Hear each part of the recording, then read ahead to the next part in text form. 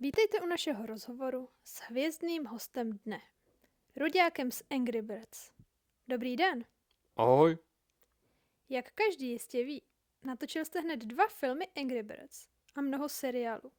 Jaký je to být slavný? Jo, je to docela dobrý. Dostávám sliv v obchodáku a občas podepíšu nějaký deníček. Pojďme se podívat na krátkou ukázku z filmu.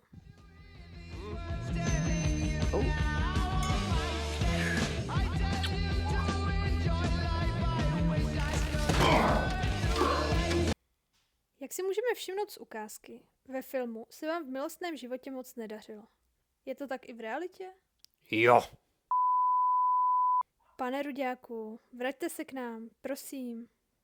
Nechci. Ale pojďte, já už nebudu zmiňovat váš milostný život, slibuju. No dobře. Ale jste horší než prasata. A jak se vám pracovalo s kolegy? No, občas to bylo náročné.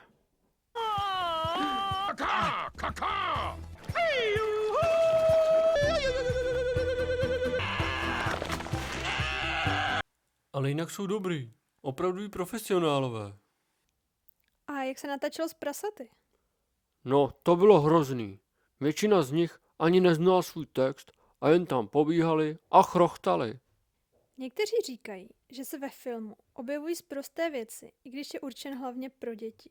Je to pravda? No, To je úchylný. A tohle? Exotický. Už si tohle někdy dělal? Jo, ale většinou za prachy. Nemyslím si. My si naděláme ty děti znova. Dámy, začněte se chystat! možná jich tam pár bude. Ale i tak, film Angry Birds získal mnoho ocenění. A dětem se líbí. Ruďáku, děkuji za váš čas a přeji vám hodně úspěchů. Taky díky, mějte se. Nazdar.